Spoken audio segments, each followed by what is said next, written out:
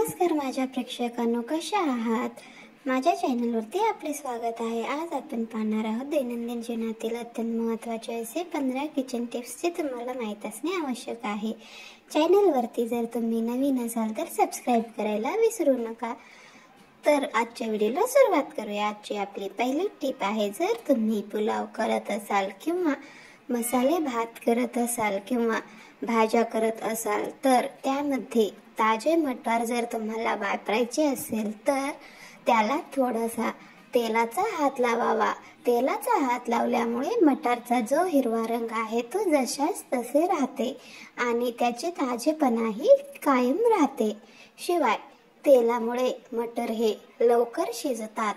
यामधील कुठल्या टिप्स तुम्हाला माहिती आहेत कमेंट करून नक्कीच शेअर करा। तसेच तुमच्याकडे काही टिप्स असतील तर त्या देखील कमेंट बॉक्समध्ये नक्की शेअर करा।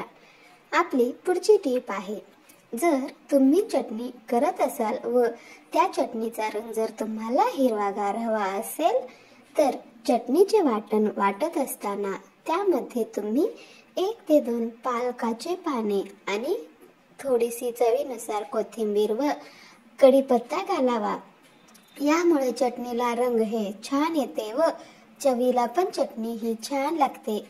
तुम्ही कोठून पाहत आहात कमेंट बॉक्स मध्ये नक्कीच शेअर करा, जेणेकरून मला समजेल हा व्हिडिओ कुठे कुठे पोहोचला आहे, कोण कोण पाहत आहे। पुढची टिप आहे, मुगाच्या डाळीची खिचडी करत असताना मुगाच्या डाळीऐवजी मोड आलेले मूग वापरावे। यामुळे आपली जी खिचडी आहे ती खूप चवदार होते व तसेच मोड आलेले मूग टाकल्यामुळे ती पौष्टिक पण होते।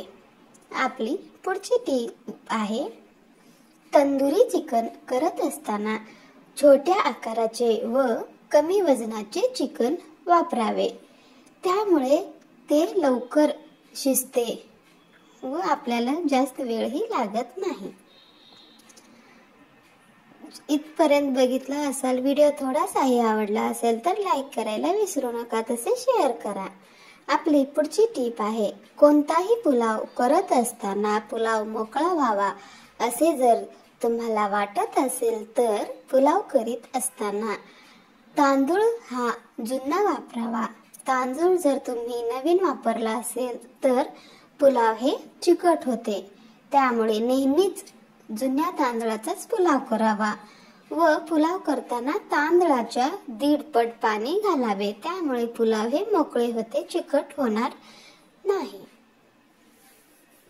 आपणास पुढचा व्हिडिओ कुठल्या टॉपिक वरती पाहिजे कमेंट मध्ये नक्की शेअर करू शकता। आपली पुढची टिप आहे, शेवगाच्या शेंगा आपण जर कुकर मध्ये उकडलो की ते फुटत असतात, पण उकडायला ठेवताना त्यामध्ये आपण छोटासा गुळाचा तुकडा घालावा व शेंगांना थोडंसं मीठ चोळून ठेवावे।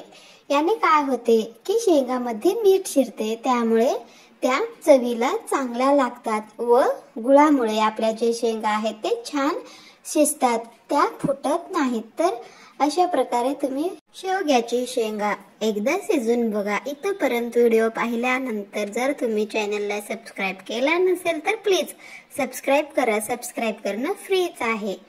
आपली पुढची टिप आहे, उपीट खमंग व चवदार होण्यासाठी पाण्याला छान उकळी आल्यावर त्यामध्ये आपण थोडे आले, 3 ते 4 पाकळ्या लसूण आणि पाव चमचे जिरे कुटून टाकावे।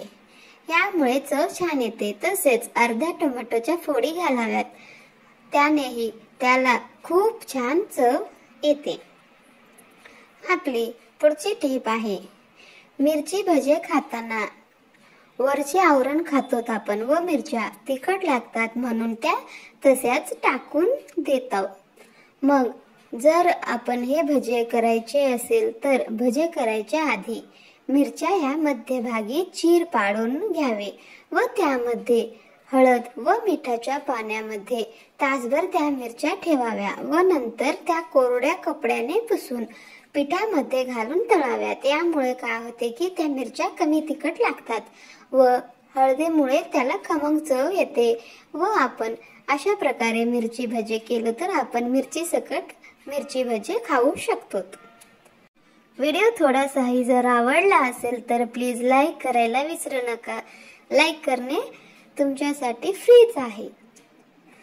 आपली पुढची टीप आहे, नारळाच्या वड्या करत असताना साखर व खोबरे एकत्र न करता प्रथम कढईमध्ये साखर घालून त्यात थोडे पाणी घालून त्याचा पक्का पाक करावा व त्यातच नंतर खोबरे घालून छान परतावे व वड्या करावे. याने वड्या हे लवकर बनत असतात व त्या खुसखुशीत पांढऱ्या शुभ्र होतात. आपली पुढची टीप आहे, साबुदाणा भिजवत असताना सर्व पाणी काढून टाकून त्यामध्ये जर थोडेसे ताक घातलं तरी चालतं. थोडेसे ताक घातले तरी साबुदाणा हे दिसायला चांगला दिसतो व आपली खिचडी ही छान बनते, त्याला चवही छान येतं. तर एकदा तुम्ही अशा प्रकारे साबुदाणा भिजवून खिचडी करून नक्की पहा, बघा चव कशी येते. आपला या साबुदाण्याच्या खिचडीला चव आहे थोडी वेगळीच येते व छानही लागते. आमटीची ही गरज नाही. आपली पुढची टीप आहे, नारळाच्या वड्या करत असताना त्यामध्ये ऐनवेळी जर दूध नसेल तर दुधाची पावडर घालावी. यामुळे नारळ वडे हे छान चवदार होतात व खुसखुशीत पण होतात. आपली पुढची टीप आहे, शेपूची भाजी करत असताना शेपूच्या भाजीमध्ये पालक चिरून घालावे.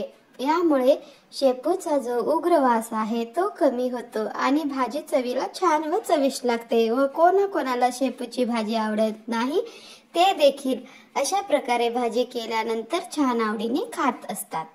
आपली पुढची टीप आहे, फिश करी मध्ये नारळाऐवजी नारळाचे दूध जर घातलं तर तर्री हे छान होते.